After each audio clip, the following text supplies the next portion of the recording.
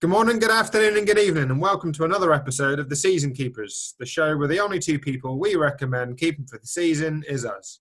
My name's Matt, aka Clean Sheet Wipeout. And my name's James, aka FPL Drug. Good to see you, mate. How you doing? Yeah, not too bad. Looking forward to today's and tomorrow's games.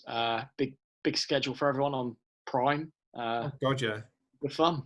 Been a real quick turnaround as well, hasn't it? We literally had 48 hours to think about our teams, not even that. And obviously, it's only halfway through in Sky. FPL was a bit of a ball ache as to who we're captain, and we'll no doubt cover that shortly. But yeah, I think obviously another cracking week of football ahead, and we've got a cracking week of football to cover that's just gone. So jump straight into it. Yeah, let's do it. Cool, right. First game obviously on the Friday, and it was an unexpected result in my opinion. Leeds 1, West Ham 2. And I thought West Ham were exceptional. They played really, really well in this game. Yeah, I mean, what stands out is obviously both strong attacking displays. You got 6 saves from each goalkeeper. Obviously, traditionally, Fabianski is known for his saves in the FPL community, but also Meslier getting quite a few saves there at 4.5. Obviously, a potential option for a cheap goalkeeper that you just stick on for the season, Meslier. Yeah, I think he's potentially a good shout, and I think he's quite a good shout in Sky as well, to be fair, because obviously when you hit those save tiers, you know, that's bonus points right there. But I thought West Ham came into this game and set up perfectly just to almost hit Leeds like on the counter. And yeah, Leeds were really good going forward, but West Ham from set pieces knew full well that, you know, they'd get them, and Leeds are always going to struggle at set pieces. You know, we've all spoken about it before this season. And the goals from Souček and Agbona just kind of sussed that up, really. And Balbuena could have even scored a goal from an Agbona cross. So there was that moment, which, to be fair, I was petrified because I had Balbuena sat on my bench, and that goal was the last thing I fucking wanted. But so close, so close.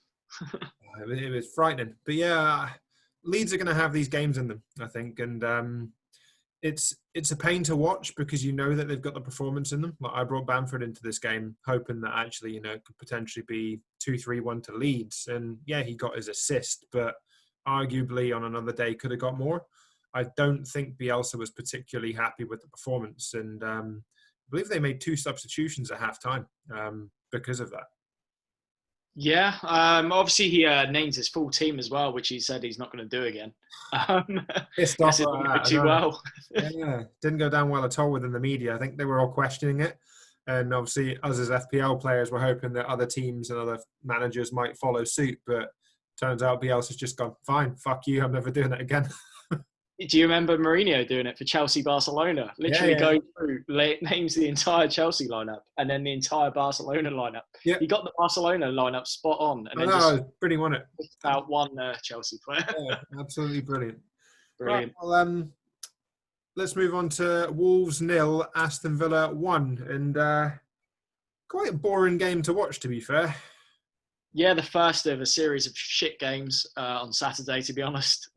Shit Saturday. Yeah, shit Saturday. Yeah, that's the podcast right there, mate. Shit Saturday. I have to be careful with the title. Oh, it was terrible. I mean, obviously Ogaze took the pen, but had he not been on the pitch, it was announced that Grealish would have taken it. So that could have been a different story. But it was a really weird game. Obviously, we had 2 red cards. Moutinho and Douglas Luiz both got sent off towards the end. Wolves, arguably, had the better of the chances. Martinez was unbelievable at times. He made 7 saves in the game. But basically kept Villa in it for long periods. But it was one of those games that I think genuinely deserved to be a 0-0. I think the penalty kind of ruined it at the end there. And it was more about the refereeing display than anything. I mean, cards were handed out left, right, and fucking centre. We had seven yellows and 2 reds. It was typical performance, really. Yeah, was it Mike Dean this one? Yeah, of course it was. Yeah, because I remember seeing a stat about like it being his 3,000th card, I think. No, it's a joke. Honestly, it became the Mike Dean show, and I don't know why Wolves versus Aston Villa became the Mike Dean show, but he went out there to perform, in my opinion, and it was just stupid, really stupid. Killed the game. Yeah, no, agreed. I don't think there's much point dwelling on Wolves Villa. We'll move on to be fair, probably the best of the 4 games on the Saturday, which is an amusing one. But it was Newcastle 2, West Brom 1, and Miguel Almiron scoring after 19 seconds to kill our Sam Johnson clean sheet. Yeah, fuming. Obviously, I benched Martinez. So yeah, I was going to let you mention that. Naturally, I'm fuming. I mean, at the start of the game, obviously, when you're picking your team, you got Newcastle away or Wolves away. You're gonna pick Newcastle away in terms of your goalkeeper. But hey, it bit me, and Martinez got 11 points. But there we go. Yeah, it's frustrating, but I would have made the same decision, like I said to you. If I had Johnson and Martinez, I'd have played Johnson, because at the end of the day, Wolves, probably should have scored, and Martinez played really, really well. So you can't turn that around. But for Newcastle, obviously, they had the issues with COVID before this game, and they had quite a few players out. Not as many as people expected, but still, had defensive issues. But they came out, got the 3 points, beat West Brom, and move on. And I believe they've got a few players returning this week. So, hopefully they might be a bit more defensively solid moving forward as well. I think so. I think they're happy that they've navigated that obstacle quite well, really. I think had that not been West Brom, the fixture, they may have suffered a bit more. Yeah. But yeah, the majority of the big hitters in the midfield and attacking lineup, like Wilson and so on, were back. So I think they managed to get through it, I think. No, agreed. I think with West Brom, we've seen some good defensive displays from them previously, but I genuinely don't think they're going to score enough goals to stay up this season. It just game on game, you can kind of see that they're struggling to create chances. I mean, they made Darlow make a couple of saves in this game, but they weren't big chances in fairness. And it's all well and good, them scraping points against some teams, getting the odd win here or there. But going forward, I just don't think they have the attack and prowess to get the goals that they need. And I think they're going to be one of the 3 that go down, sadly. But they'll probably take that financially. So, yeah, I think their strike force is sort of reminiscent of Sheffield United's, really. It's just lacking at that kind of extra bit of punch that, like, say, you got with a Watkins from Aston Villa. Yeah. They don't really have that. No, I agreed. Yeah, like you say, with Villa, Watkins is probably one of the sign-ins of the summer. I think for them, like he's turned his performances into goals. Whereas obviously with West Brom, they're kind of they're lacking that front runner. I mean, even Charlie Austin made another appearance, and he's aging. We all know that from his Saints performances and what a knobhead he became. But yeah, I think they'll be one of the 3, unfortunately, and we'll have to see how they get on. But hopefully they can continue to maybe get some clean sheets, maybe some save points from Sam Johnson. Debate as to whether I keep him in my wild card, but he's been good for me so far, so can't complain. I don't even want to talk about the next game, to be fair. One of the worst 0-0s I've ever watched in my life after the build-up that it got, and it was Man United 0, Man City 0. Yeah, I was really looking forward to this. Obviously, I live in Manchester, so it's a little bit of extra interest for me. And yeah, it really let me down in terms of the game. So bad. Just backwards passing, it's like neither team really wanted to win. I think the main talking points really that come out of it are like more like John Stones becoming an FPL option for people at 4.8 million. He's played the last 3 or 4 games, 90 minutes. Potentially, if that continues, you can get a cheap clean sheet there. Yeah, it's a tricky one with Man City's defence, because, yeah, like you said, John Stones has come in and he's keeping clean sheets.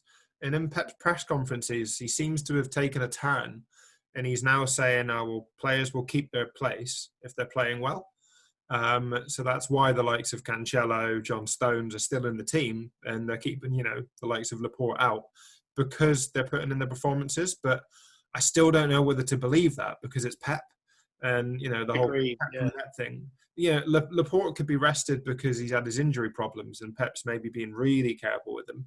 And then, the likes of Cancelo, because he can cover right back and left back, I think he's a really good option, which is why I've brought him in Sky. But again, he's prone to the odd bit of rotation. So the only one I think is truly nailed is Ruben Dias, in my opinion. That's who I brought in this week for that exact reason. I was between Dias and Cancelo. I could afford both of them. And I was tossing and turning, thinking, yeah, Cancelo gets the assist potential, but I just want that certainty of him getting that clean sheet. Yeah, that's the problem is Cancelo, he'll play 2-3 games in a row and then suddenly he'll, get dropped again. But just from comments, I think Dias is the one that Pep relies on in that back line. He seems quite a leader at the back, which is what they've missed, obviously, since Company's gone. And I don't think Laporte is as big a leader as he wants him to be. So for Dias to come in, you can see him throughout the game. He's shouting at his players, guiding them, pushing them here, there, and everywhere. It's how they want to play. But I was just so disappointed with City going forward. I think they were obviously nervous about Man United hitting them on the counter, and they didn't want to be embarrassed in that way because then people would talk about it and why didn't you make up for that? But it was just frustrating to see. And even this whole substitutes bullshit, like they're banging on about, oh, well, we wanted 5 subs, but, the lower team said, no, we'll stick with the 3. They made one substitution and they've kept Bernardo Silva, Phil Foden, all on the bench. So what's going on there? Yeah, it's questionable. They're moaning about the schedule, but not using the subs to refresh the squad. So if you Phil Foden sat there on the bench, you're going to be a bit annoyed. Yeah, to be fair, I expect Foden to play today against West Brom, and obviously we'll find out. We're recording at 20-6. But surely, a local lad, he's going to want to play in the derby. He's not going to be too bothered about playing against West Brom. No, exactly. And he seems to be playing really well in the Champions League games, but then drops entirely for the Premier League games. So it's just a really odd one. And obviously when you see the lack of creativity and the lack of people getting in behind, Phil Foden does that. So bring him on. But no, again, just refused. And obviously Man United got the clean sheet that I think they probably set out to get, to be fair. And perhaps the likes of Harry Maguire might come into people's thinking, obviously, for the next run. So we'll have to wait and see. But other than that, I probably wouldn't go near them other than your typical Bruno Fernandes, obviously going to be really highly captained this week. Rashford, I expect to probably see in quite a few teams. It's one of those, but yeah, just a real frustration. Obviously, we were both looking forward to that game. Big one on Saturday evening. We thought, we'll sit down, we can have a beer at home and watch the game, and it was dog shit. Certainly was. All right, and then moving on to the last game on Saturday, which was one we hoped, would probably be a bit more lively. And again, wasn't a particularly great game, in my opinion. It was Everton 1, Chelsea 0. Yeah, a little bit better, but wasn't too much in it. I think I was relieved as a DCL owner to see that assist come in, considering a lot of people sold him this week for Bamford. Yeah. So for him to win the pen, that was fantastic for me. And he's still looking great. So I feel confident holding him going forward, to be honest. I don't really want to take him out. I'm happy with my strike force. So I didn't even expect a return, particularly against Chelsea, to be honest. So I'll take it. No, that's fair. I was one of those that took him out for Bamford, mainly on the basis that I've still got my wild card. So I'm going to have to wild card after game week 15 anyway. And we've actually got the fixtures, which we'll talk about shortly. They were dropped just before we started podding, so that's brilliant. We've had a little review of those. But I expect Bamford to get more returns than DCL over the next 3 weeks, which is why I've taken the hit. Yeah, I've taken the hit value-wise. I think I ended up selling him for 7.6, obviously, when he's now worth 8. So that's a bit of a problem. But I fancied the risk, and it didn't pay off this week, but hopefully in the next couple it will. What a dodgy fucking decision from Mendy, though, to come out and then completely wipe out Calvert-Lewin. Just strange piece of goalkeeping. Yeah, and apparently he's now given away more pens than Kepa had during his time. Yeah, is it 3 that he's given away now? Yeah, something like that. Obviously, it's one of the few things that Kepa actually did right. Yeah, probably because they were going in the first place. Yeah, that's true. Very just true. had to shoot. And then you had the bit of the debate about the penalty as well. Obviously, we heard on the TV that there was a bit of a discussion going on as they reviewed the DCL analysis. But there was video images that came out afterwards, and Richarlison actually squared up to Siggy in the box. Don't know what was said, but clearly wanted the penalty, and he almost goes in with his head. I was like, what the fuck are you doing? Yeah, absolute knobhead. It takes Alan to pull him away. It does, yeah. I don't know if he says something to him in Portuguese just to pull him away. Must have. Obviously, they're both Brazilian. No, but what kind of pressure does that put your own teammate under to then score that penalty? It's a horrendous message. Like whenever it happens in any team, I just cringe. It's just it's not for the team. It's about the individual then. No, exactly. And I mean, Ancelotti has to bottom that out in the dressing room, and I hope they have, because you don't want to see that. And especially like, yeah, I know it's a Premier League game. These players are on hundreds of thousands. They probably get goal bonus, but kids are watching. And if you get a kid on a Saturday or Sunday morning that goes to play the football and they want to take the penalty, but the manager's already said someone else does, is that kid then going to go up and start a fight with a lad that's now taken the penalty because he wants to take it? Like, that's the impression that it gives, and it's so wrong. No, yeah, it certainly is. Like, you'll get the manager's son going, I want to take the penalty. Give me the penalty. Yeah. And then they just tug it off the poor old Harry. And yeah, it's not a good example for grassroots football. No, not at all. So I really hope that they stamp that out. Really do, because it's pathetic from an adult to go up to someone else and square up to your own fucking player in the box. It's atrocious. Right, let's move on to Sunday. And a game I actually want to talk a bit about to start with was Southampton 3, Sheffield United 0, mainly because I was lucky enough to get a ticket to actually go to this game. Yeah, you were there, so I think I'll leave this one to you. Oh, mate, it was so good. It was a really weird experience, obviously, living in Blandford now. I took the drive to Southampton, parked up, got myself a coffee. I've never queued for a Costa to open before, but I was so fucking cold. So I queued, got me gingerbread latte, walked down to the stadium, and then they effectively had set it up as a concert. So the whole stadium was fenced off, and you had to go into one of your zones. You then obviously you kind of checked for your temperature, you get your ticket checked, your ID checked, and then you walked in. And there's no food or drink sold inside the stadium. It was the burger vans that were outside. So again, you were queuing, and there was no alcohol. And you're wearing your mask. So there was a lot of people on their own. Obviously, it was balloted and stuff. That was all well and good. I thought it was handled really well by the club. It was just annoying because with the tickets, you were allocated a time to get there, and I had to get there at 11 for my allocated time slot to be checked. So I had an hour to kill, and it was pissing down with rain. It was freezing cold, and you can only eat your food and drink your drink either outside the stadium or at your seat. You couldn't congregate in the concourse, so you were outside either way. It was so cold. Fucking freezing. Oh, no.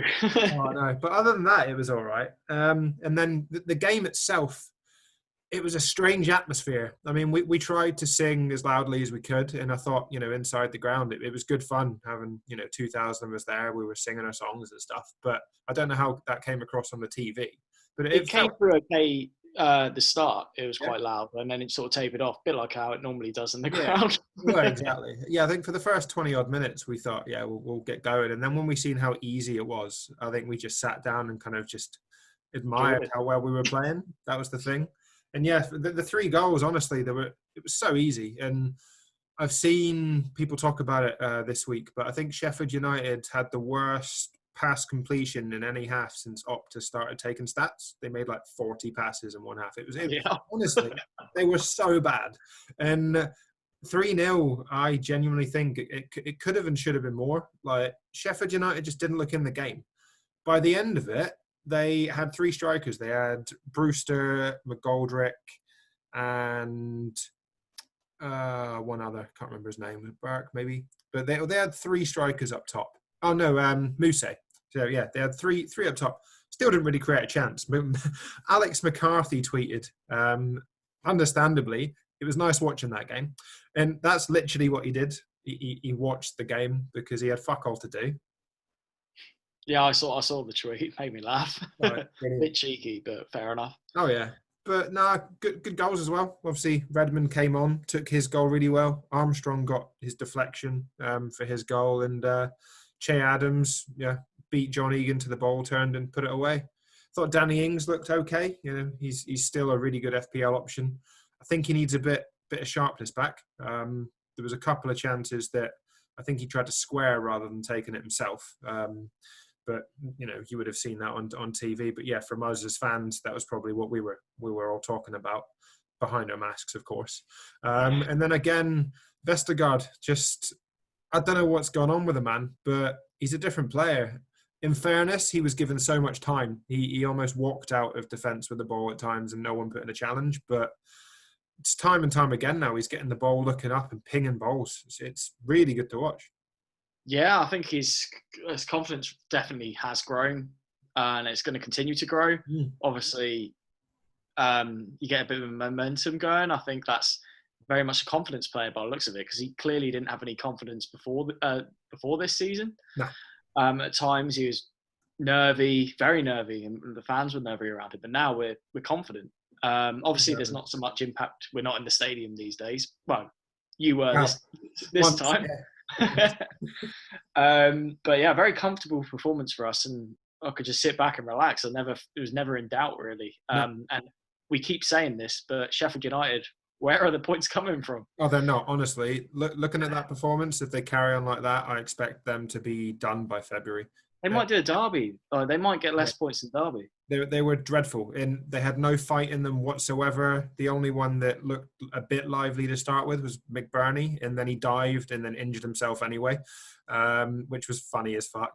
But yeah, there was nothing. The only person you could hear was the gaffer. Obviously, that was it. No Sheffield United playing seemed to be shouting at each other. It was just so weird to watch. It was almost like they've given up already. And that's a real worry at this time of the year for a team that have only got a point. Yeah, no, it really is. I think obviously they're going to ask questions and lose confidence potentially in the manager. Yeah. Yes, comparing this season and last season, it's just two different teams. Yeah, completely. And I know Jack O'Connell has been mentioned time and time again, how pivotal, I guess, he was to how they played. But for one player to be missing for the season now and for their form to change so much, it feels a bit wrong. Yeah, no, I wouldn't say he is instrumental in their downfall. There's clearly other problems at play. Yeah, he's not Messi, for Christ's sake. Oh, exactly. Well, we'll inevitably talk about Sheffield United again in the next pod once they've been splashed by Man United. So, right, let's move on to Crystal Palace 1, Spurs 1, and an interesting performance from Gaita. Yeah, a mixed bag for him. Obviously, an excellent performance towards the end there with some exceptional saves, world-class saves. Unbelievable. From Dyer, from Kane's point-blank header. It was so good. Fantastic. Obviously, one to relish for those of you that have kept hold of him in Sky and official FPL. We got man of the match, didn't he? He did, which is always a bonus against Spurs. You wouldn't expect that. So, no, exactly. Well, I've gone with the tactic of playing the goalkeepers that are more up against it. So I've got Ramsdale in one of my Sky teams because he's going to be getting a lot of shots. Whether he saves them is a different story. It is, yeah. So sometimes the goals conceded balance out the saves, but we'll see how that one goes. It might not be the case, mate. Focusing transfers elsewhere. He got his pen save, even though it was obviously wide, but I was happy with that. No, that's true. Whereas with this one, obviously we've seen the Kane-Son partnership again, and they're going to absolutely smash the record for the goals and assists combination this season. It's unbelievable. And to be fair, I expected them to probably have got more that they should have. They didn't really put the game to bed. And then Palace, going down the left in particular, brilliant. Like PVA, Eze, Zaha. It's a joy to watch at times, and Eze is just continuing to grow. I know he didn't start the season and Hodgson tried to bed him in, but he looks exceptional now. He's such a good player. And in fairness, I didn't really watch the Championship much last season, so I didn't follow him. But I heard the hype when he was signed, and I believe it now. I did see a few of his games last season. I watched the Championship highlight show, and I was really impressed then. He scored a lot of goals. I think he's more in a kind of central attacking midfield kind of role for QPR, whereas he's more tends to be on the wing for Palace. Yeah, I think he can do either, to be honest. could have quite a free role maybe. But him and Zaha, the way they interchange is fantastic. And I think he adds a bit of excitement to the Palace team, just a little bit of extra pizzazz. So like if Zaha was to drop out, you still have a little bit of confidence in them. Whereas before, if there's no Zaha, you were kind of like, oh, that's it then. No attacking threat from Palace. Agreed. Yeah, I think watching Palace play the other day, they were just really, really good to watch, and obviously that can only be a good sign for them going forward. I think they'll be okay, and they should be able to climb the table with performances like that. In fairness. All right. Yeah, if they keep up these performances, like PVA might become more of an option because obviously defensively they're normally quite solid. And then at the other hand with PVA, you also get the assist potential as well, or even goals. No, agreed. Yeah, I think for those that are looking ahead, PVA, decent option. Zaha and Eze, I think they're both still quite cheap. So again, relatively good options going forward. So worth considering. The next game, obviously, was Fulham 1, Liverpool 1, and an exceptional display from Fulham. It certainly was. It's good to see. I'm happy that they've seemed to have turned a corner ever since the Leicester game. They've got a bit of confidence back. And a few weeks ago, home against Liverpool, you'd have said 4-0 Liverpool, 5-0 Liverpool, maybe more. Obviously, Salah owners were hoping for that and maybe left a little bit disappointed. Fucking joke. Mo Salah. Oh. Terrible pen. Should have been saved. Honestly, I was fuming because I brought him in this week, which we'll discuss. And I chose, obviously, not to take the hit to bring him in against Fulham and hoping that he didn't get any returns. And I thought, oh, brilliant.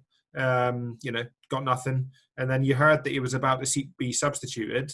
Then they won the free kick, so they've kept him on. And then they get the pen from the free kick. He scuffs his penalty, and it still goes in. It's heartbreaking. Honestly, it was gut-wrenching. So many people brought him in. It's tough to take, but before the game, I would have took one goal. Yeah. I'd have bit your hand off. Like, I was scared of a hat-trick, to be honest. Exactly. That's what I said. Some people were commenting to me on Twitter, and I was like, look, at the end of the day, I would have taken the goal at the start of the game if he was only giving him a goal and no bonus points. And, I mean, he scraped one bonus somehow, but I think that was undeserved. Yeah, about 10 hours later. What a fucking piss take that was. I know. They must have literally just looked at it and go, oh, well, such and such has got Salah, so let's bump him up slightly just so he gets a bit of bonus. It was nonsense.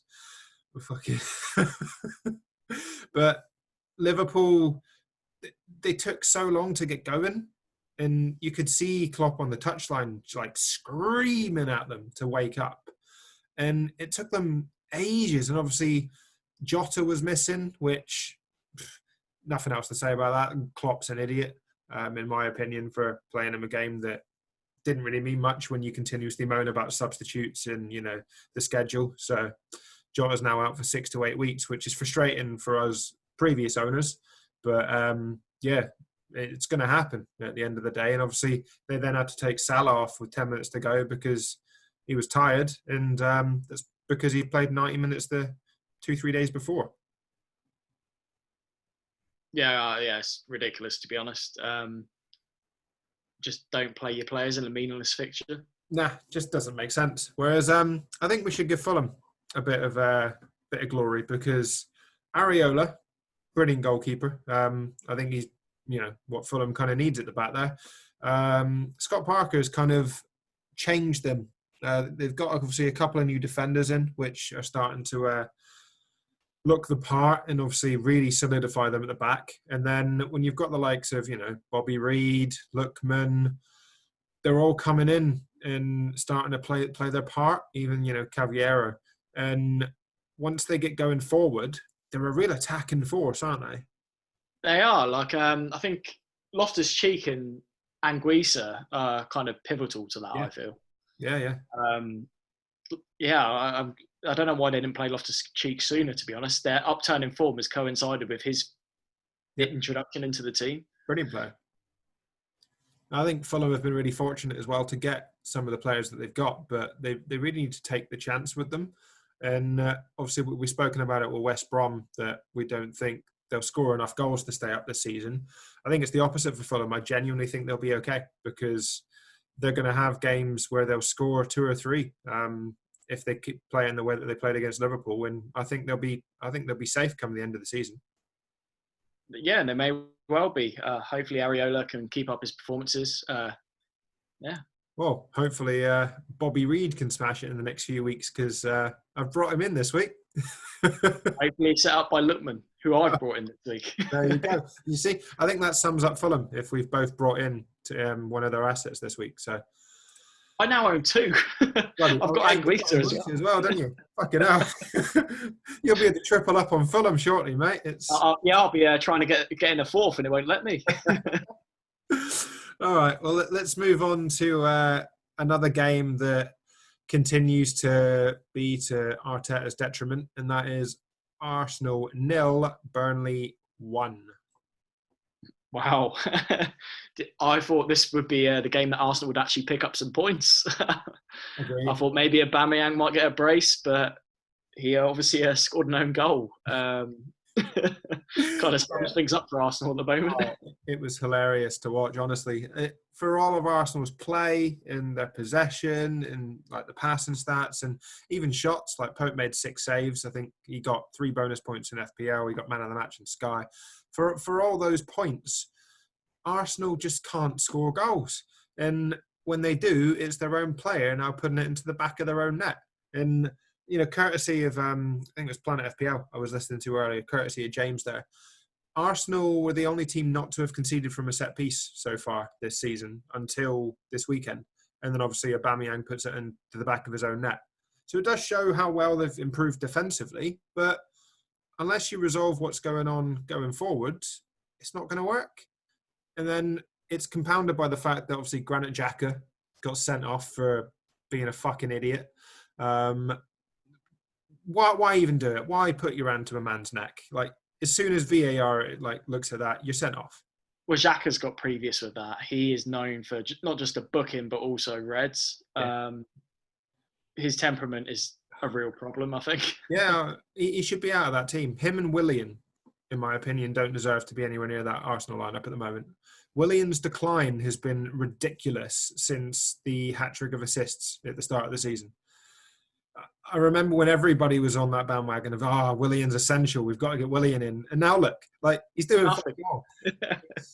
Honestly, it's atrocious. He's got the assist against Wolves, so he's got 4 assists this season, no goals. 3 of those assists came in the first game of the season. And that just shows you, doesn't it? Like, don't react to one good game week, because they're not necessarily going to back it up repeatedly. No, exactly. And Arsenal, obviously, they got Bellerin, got his 5th yellow card of the season, so he'll miss out against Saints as well. So obviously they're going to be without Xhaka and Bellerin. I think you'll probably see Ceballos come in for Xhaka, and I think Ceballos is a better player than Granit Xhaka anyway. So that's a bit frustrating. But yeah, they'll be without the attacking presence of Bellerin running down the line. So we'll see. Yeah. My cat's just joined the table. Oh, nice. Which one? Sunday, the black and white one. Bless. He's nosy. He wants to listen to the season keepers, mate. It's a girl, but she loves the podcast. Oh, avid listener, mate. Avid listener, and she gets it live too, so it's fine. All right, and the final game of the week was obviously Leicester 3, Brighton 0, and a James Maddison masterclass. Brighton not at the races. And a dominant performance from Leicester, particularly James Maddison. Yeah. Very impressed with James Maddison. His goal were excellent, and he could have had a hat-trick, to be honest, on another day. That's the sort of performances you see from the likes of Jack Grealish for Villa. Maddison's done that, has been that kind of role for Leicester before, and then kind of went off the boil. But if he can do more performances like this, I think he's one to consider going forward, to be honest, with your team. If you can't stretch to Jamie Vardy, he's a good alternative. Yeah, I mean, fixture-wise, it's probably a little bit tricky for them in the next 3. They've got Everton, Tottenham and Man United. But then after that, they've got Palace, Newcastle, Saints, Everton, Leicester, Fulham. If James Maddison can stay fit, which has been his problem at the moment this season, hasn't it? Like, he's barely had any minutes until Gameweek 9 was his first full 90. And then obviously he's gone on a stretch, 90, 90, 90, and then obviously he was taken off after collecting 16 FPL points in the last game, given a bit of a rest. But if he can continue to stay fit, he only improves that Leicester line going forward, doesn't he? And we saw the link-up play with Jamie Vardy. Even James Justin was exceptional going down the wing there. If they can get 3 or 4 of those players fit and firing all together, Leicester are a force. Oh, definitely. I think I want to see what's going on with Pereira, if he's going to come back in, because we've been saying this for weeks and weeks, but I can't ignore James Justin anymore. Like, I think, would he even take him out based on form? James Justin's been playing very well. He has. That whole Pereira debate's been frustrating, because at the start of the season, I think I had Justin. And then I took him out with a view of, maybe he's only got one more game anyway, because, all this talk about Pereira. We're now at game week 13 and he's still not playing. So it's pretty frustrating. But yeah, I think that covers the game week. Should we jump into how we got on in FPL then, mate? Yeah, let's do it. So 59 points for me overall, which is a slight red arrow in the end after Salah's bonus point. Yeah, no, that was frustrating for you. Down by 11k. I was on a 1k green, and that single bonus point has fucked me, so to speak. But yeah, 59 points. Captain Son, 10 points, 13 points from Vardy. The highlight of the week, really, for me. Yeah, Vardy was the game changer there, wasn't he? He certainly was. I mean, 1 goal and 2 assists. I was delighted with it, to be honest. And I was never going to take him out at home against Brighton. I was tempted by the allure of Salah against Fulham to bring him in and use Vardy to fund that, but I just couldn't do it. I knew I'd get punished, and I would have done. Yeah. So clean sheet for Walker-Peters. Obviously a big fat 11 on my bench from Martinez, but these things happen in FPL, so I'm just going to take it and move on. Exactly. What about yourself? Yeah. It was a frustrating game week. I only got 49, which was a bit annoying. Obviously, Kane captaincy did the business, got 18 points from me. Bamford only got an assist. The frustration was obviously that Man United, Man City double up. I had Bruno and De Bruyne.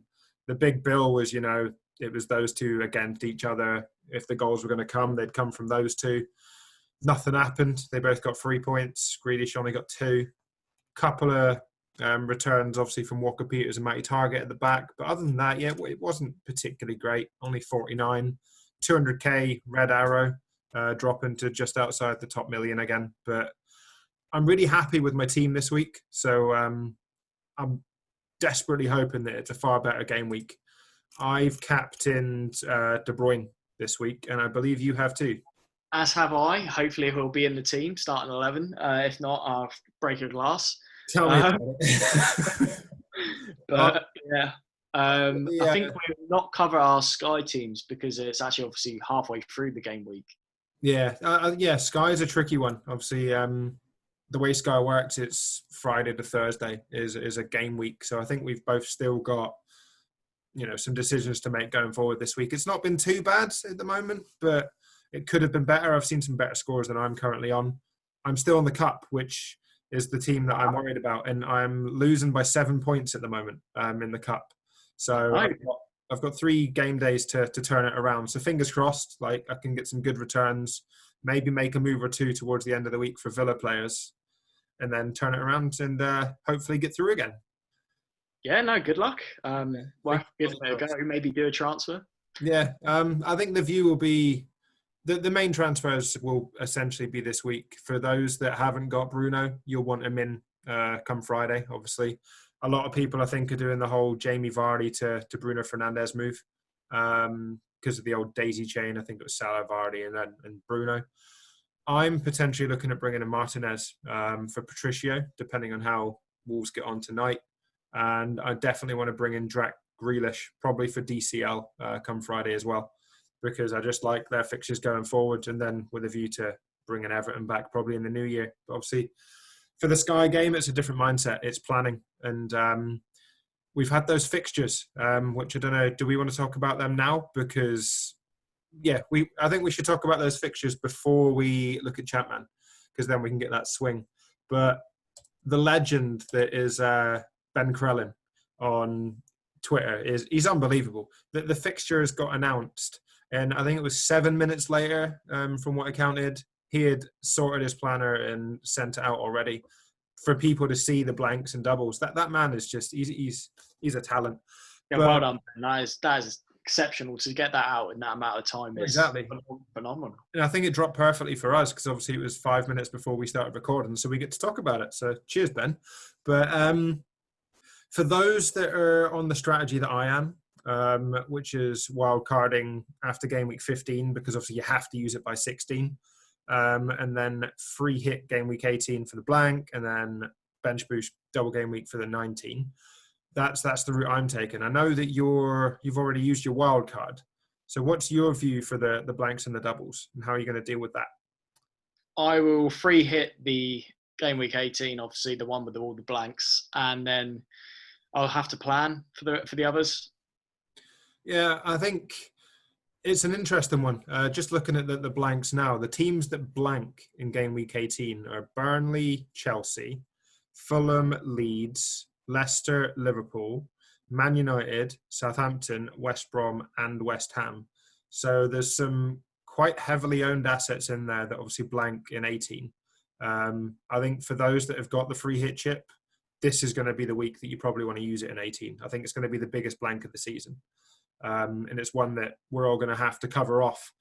And you've got the likes Man City play Brighton at home. So that's potentially a good triple up option for that free hit week.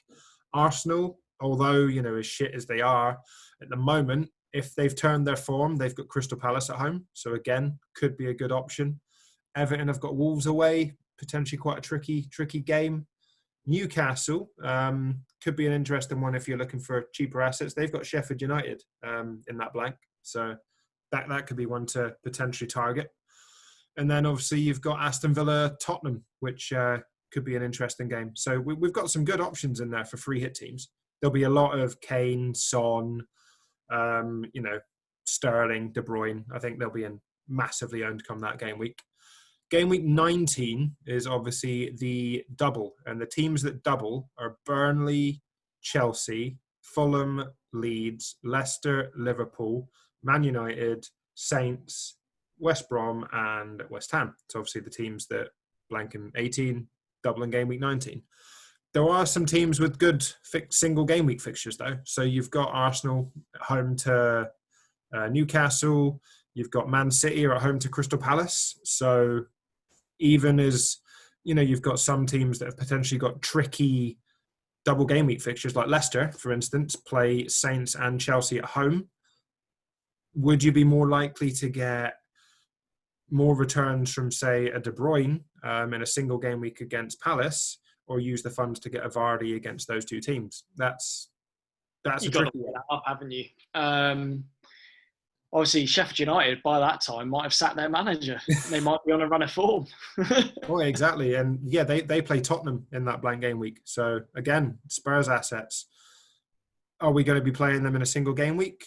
That's a decision I've got to make personally, because I need to really be bringing in these game week 19 players in my game week 15 wildcard.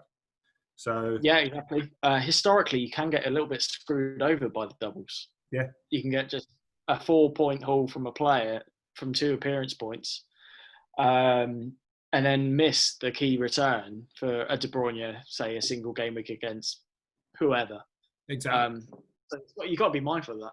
Yeah, I think one of the teams that most people should target for the double is West Ham, in my opinion. They've got Burnley and West Brom at home.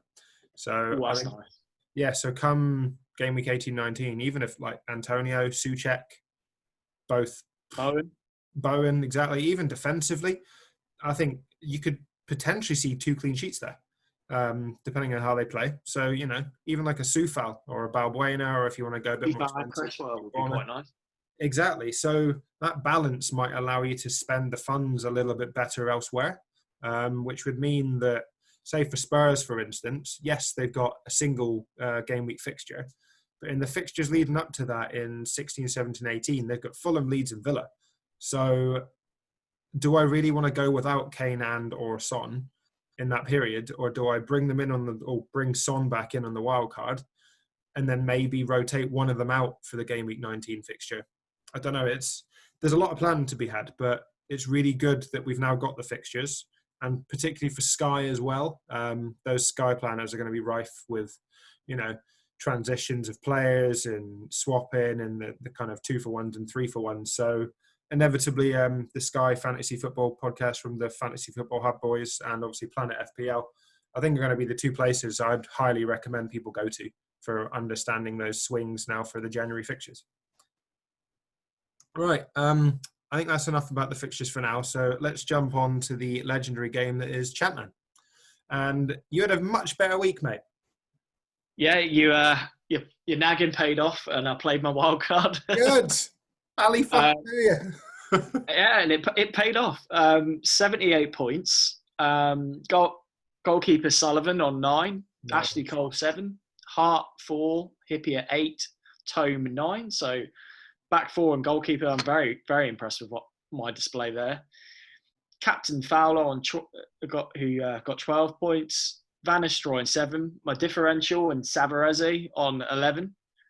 Very happy with that. Differential, mate. Yeah, really. He performed well so far in the season. So based on the stats and the fixture, the great home fixture, I thought it was a no-brainer to bring him in, budget-wise as well. A little bit disappointed by Kuehl and Izzet on 2, but there you go. Robbie Savage stole Izzet's limelight in this one, I think. I think he did, mate. Did you enjoy setting up your wildcard? Yes. Good. As soon as I started playing around with the players and seeing what I could have, it made me do the move, because whilst I was hoping that my patience in some of the existing assets I owned would pay off, I felt like I was missing some boats, like the likes of Hughes for Newcastle. Yeah. So obviously I brought him in, and he got 7 points straight away. Scored in both sims that were run, I believe. So he's clearly a great player to have going forward, getting the assist for the Shearer's goals. Yeah. Oh yeah. No, just touching on that 2 sims thing that you mentioned there. I just want to put massive credit to the guys for getting the game out on Thursday evening, because I was away with work last Thursday. I was on a site meeting, ironically up in Manchester. So I'd driven from Blandford to Manchester, and it wasn't until I got to the service station coming home that I saw that there'd been the accidental Team of the Week team leak. And obviously it was only up for 20 seconds and taken down, but people had saw it. And the ChampMan guys immediately said, look, we're going to have to resim it. And 99% of the community were amazing. Like, we were all instantly like, it's fine, guys. It's a game that you guys put all the effort in so we can enjoy. So mistakes are going to happen. And I'm amazed this kind of mistake hasn't happened before, because it's relying on human beings and technology at the end of the day. And mistakes are going to happen. So for this to be like a one-time thing is incredible. But for them to then club together and rewrite all of the comms, resim the data, obviously they probably had to resort all the website points. It's unbelievable. So to get that out, I just want to say a massive thank you, like, obviously, because we still enjoyed the Thursday. Yeah, people were potentially moaning about some players didn't sim one, some players didn't. Who cares? Like, at the end of the day, that sim was just another piece of sim data. It's going to happen. So I still thoroughly enjoyed it, and I just want to say thank you. Yeah, big thank you from me as well. It's really appreciated, and I think your work hasn't gone unnoticed. No, definitely not. But for me, yeah, I also wildcarded this week, and I had 80 points. So I'm pretty happy with that. I had Sullivan in goal. The whole Sullivan-Tome combination there was massive. It got 18 points. Obviously, we got bonus points from them. I had Sylvester, Hippier, and Lauren getting 18 points between them, so I can't complain about that. Morris didn't do anything for me in midfield, annoyingly, but Hughes got his 7 points. Arca, disappointing with 3, but, I still think he's a good option going forward. Captain Owen, out of the options I had, he was the best captaincy choice, got 20 points. Paolo One-Chop got me a goal again, so I was happy with that. And then Viduka frustratingly blanked, but it is what it is, so I'm keeping hold. Have you made any transfers for this week coming? No, I'm going to be looking at it tomorrow. Understandable. The move I've made is Michael Owen to Van Nistelrooy. I can't argue about the stats that are coming out in the sim data about, the likes of Van Nistelrooy, Shearer, Henry. They're all potentially in line to Hull again, but because of Van Nistelrooy's ownership, I just can't go without him. So the plan was always Owen back to RVN. Yeah, that makes sense, to be honest. Obviously, I held RVN even in the wild card, so I don't have that problem. What I did plan to do, which I've just remembered, was move on Fowler to Good Johnson, which I made move because Fowler's got the away, Good Johnson's got the home, and I like the look of Good Johnson based on last season's stats and this season. He's done okay this season, and he's been starting every game. You know my opinion. I know you're doubting me, but Good Johnson's the one, mate. I just think there's better options at the value that you could move to, but it's your choice, mate. It's obviously your choice. There might be people screaming at this podcast now. You know, the likes of Luke Disable. You know, he was obviously praising the fact you had finally wildcard and was slating the fact you were still holding on to Al Joffrey before that. It'd be interesting to know his comments on either Good Johnson, but I personally just don't like him. There's a lot of value tied up in him, obviously at 9.5, but I don't prefer the other options at like Angel. That's like about 1 or 2 mil less. I prefer Good Johnson, to be honest. How much have you got to spend, or is it just maximum 9.5? So I got 9.5 or less. So okay, yeah. Unless I have to do a hit and then I can downgrade someone, but I'm not really keen to do that. So I'm probably going to go for Good Johnson. But yeah, if you've got any 9.5s or below that you feel I should get in. Yeah, that's the tricky position because obviously the likes of Rebrov, Henri, they're all slightly. Way out my price, right? Exactly. I need someone like in and around 9.5. Maybe like Alan Boxic, for instance, 8.5. I think is a good option. And their fixtures getting a bit worse. Yeah, One Chop 7.5. He's got more returns again than Good Johnson. I considered One Chop, to be honest, but I prefer. Do you have Newcastle coverage? Hughes. Oh yeah, I was going to say because Carl Court, cheap 7 million. Yes. Yeah, I thought about doing Court. Yeah, I remember. Could be a good option. So, I mean, Newcastle's fixtures turn after this week, but he's going to be playing consistently up top with Shearer. So if he's only 7 million, it gives you the option to then spend that 2.5 elsewhere and upgrade someone else. Yeah, so it's just something that's as well. He did well, a good job for me, to be honest, Carl Court. So might go back to him. Yeah, just I'd personally have a look at it and maybe edge away from either, but it's your choice at the end of the day. And if you don't get him and then he bangs a hat trick, I just know the text message. I'm come to your house. Yeah, exactly. Right, all right. Let's jump on to the questions because we've got a few questions in. First question up from Steve Bird, and it's a Saints-related question. So, what is the ceiling with this Saints team? Is top 6 out of the question? Perhaps a run in the FA Cup as well. I'd let you answer this one first.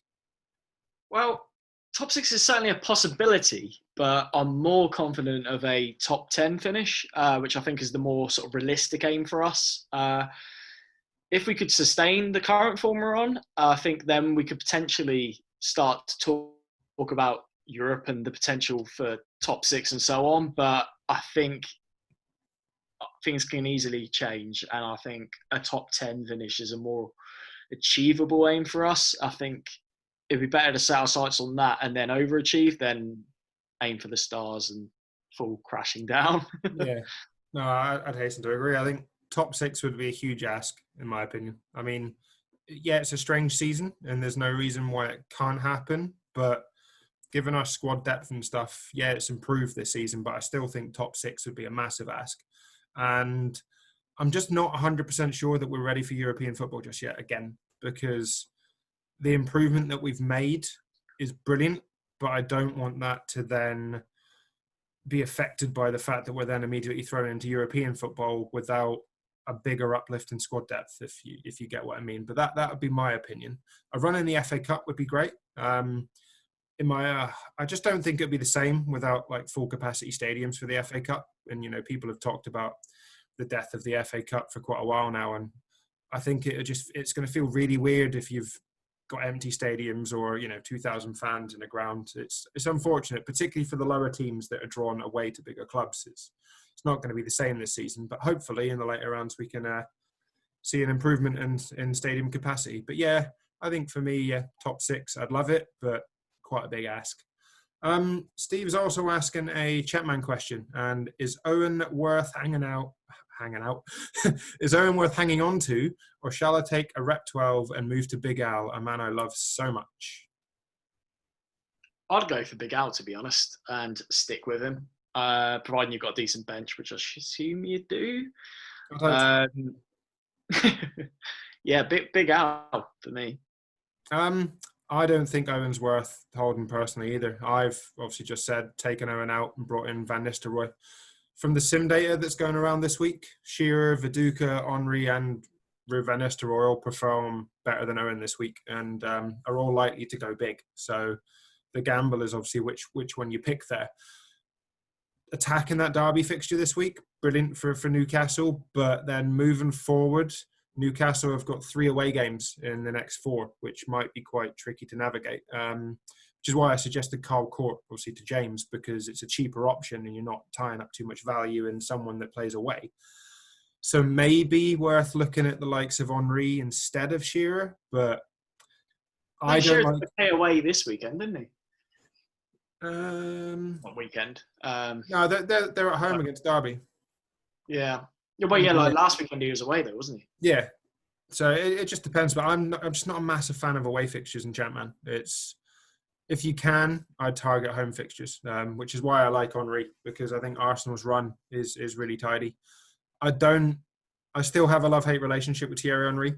I was talking to, I think, Craig Camp about this in the chat, and the fact that he's slightly won me around because I hated him at the start of the season. And yeah, I've still not owned him yet, but I did consider him. And perhaps, I would have been better off because he performed better than Viduka this week. But yeah, for me, Steve, I'd probably go Henry over Shearer personally, but it's your decision at the end of the day. Question in from FPL Dempsey, and it's a Sky FF question. So, as a template emerges within the Sky community, have you identified any low ownership punts that could be profitable over the Christmas period? So I've looked into this briefly, obviously, before we started podding. And Villa walk into some quite nice fixtures in the next 3. I know they've been talked about a lot in the community, but the likes of Konsa, he's only owned by 14.9% of the top 1,000 people at the time of recording. And Martinez is only owned by 21.4%. So those figures quite surprise me, given the amount of teams I'm seeing in the Twitter sphere with them, particularly Martinez. The overall ownership in the game is lower than I thought it would be. So if they get returns, which I think they're likely in the next 3, defensively at least, you could see big uplifts in your rank. So that's a good place to look at. A real gamble in a player that we've just spoken about recently was James Maddison. I think he's only owned by just over 3% of the top 1,000. So if he goes big, you're laughing there. I just don't think it's the right time to be jumping on Leicester assets just yet for Sky. There's a lot of people probably going off of them, obviously, to bring Bruno in particularly for this weekend, but he's an option. Talking of Man United assets, Bruno is obviously going to be highly owned, but Man United could have some clean sheets coming up. And also they could potentially see returns against the likes of Leeds from set pieces. So Harry Maguire, I think is, slabhead. I think he's one that we could consider. Take a guess, James, in the ownership of Harry Maguire. It's going to be surprisingly low, I think. I'll go for 4%. Lower. It's 0.1% in the top 1,000. Yeah, I was amazed when I seen it. And I guess because Maguire's not been mentioned at all this season, but if you're looking for that real differential, mate, Harry Maguire.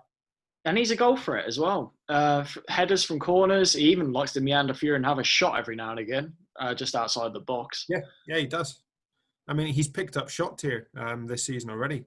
I think once or twice, and it's because of those 25-yard shots that he takes. Exactly. And again, as a centre-back, he's obviously more prone to getting those sort of passing tiers as well. So I think he's even one I'm going to potentially consider alongside Maddison. Yeah, I'm very tempted to bring him in on Friday for my cup team, particularly if I'm still behind slightly, because I can't imagine my cup opponent will bring him in. So if he gets a return this weekend or on Friday, Thursday, isn't it? Yeah, against Sheffield United, I could be laughing. So I'm looking forward to that. What about you? Yeah, so again, Maddison and Maguire are the ones I've been looking at in terms of low ownership. Gabriel, if Arsenal were to pick up form, he's not heavily owned. He's on I think he's around 19%, so it's quite a large amount of ownership, but still one to consider because obviously he's been scoring a few goals as well. Yeah. If Arsenal can actually start to get some form together, he'll be a real good option. Yeah, well, I think Arsenal going forward have got arguably one of the best sets of fixtures as well. So we could see him, and Gabriel is massively talked about and massively owned in Twitter. But again, we speak about the Twitter bubble all the time. We can't be drawn in by it too much because the discussions we have on Twitter isn't necessarily the discussions everybody else is having outside of it. So for Gabriel to only be 20-odd% owned is baffling because you see your teams and you think, oh, well, he's essential and everybody's got him, but they don't. So that's one of those. Right, final question in from Craig Camp. Some of his mini podcasts have been brilliant, obviously talking about transfer targets, and I think his previous wildcard podcast we both listened to gave us some quite useful tips heading into that game week. So cheers, Craig. Outside of Sylvester, who is the best premium defender to own until game week 17? Oh, the pressure, mate. I know what you're talking about. So can't wait to say it. Ashley Cole. I think he's had his sort of bad spell out the way now, and he's got good fixtures coming up with Arsenal. And as we saw in the European fixture he played in the friendly, he's capable of getting a goal and an assist. I think he's the standout option for me, and I've got him I kept him on my wild card because I feel the returns are really coming now. Yeah, nice. I brought in Lauren for Arsenal rather than Ashley Cole. Just budget-wise, I couldn't afford Ashley Cole if I wanted Van Nistelrooy back. But yeah, I think both Lauren and Ashley Cole are brilliant options for Arsenal's back line. And I like their fixtures and clean sheet potential going forward. Obviously, Ian Hart, highly talked about in the community, highly owned. He's a bit of a rotation risk at the start of the season, which is a real ball ache given he's 7 million.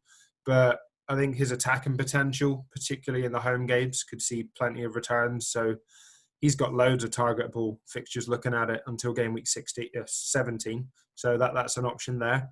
And just to cover off a few other bases, I think Chelsea are potentially ones to target. Babayaro and Desai at that kind of budget, I think are quite good options. They pick up bonus points, likely to potentially get either a goal or an assist. So they're good. And they also play all three of the promoted teams, I think, in this next run as well. So hopefully that helps a bit out there, Craig. I know you mentioned to me on Twitter you're potentially looking to get rid of a Liverpool defensive asset, and this might help. So it's interesting that you're coming to us for those options. But as you said, us podcasters have to answer the difficult questions. So hopefully we've done so there, mate. Right. I think that ties up this week. And we have spoken about, obviously, with the midweek games, we're potentially going to do a mini pod on Friday. We'll cover off the FPL game week. We won't touch Sky or ChampMan. We'll save that for the main pod next Tuesday. But given the midweek fixtures, just for you guys, we might look to release a special pod on Friday, is covering off, FPL and the games gone by. So hopefully that gives you something to look forward to. And before you look like you're going to get attacked by your cat, mate, I think it's time to say goodbye. They're attacking each other. So, that's the end from me. I hope you've enjoyed listening. See you next time. Likewise. Bye from me, guys. See you.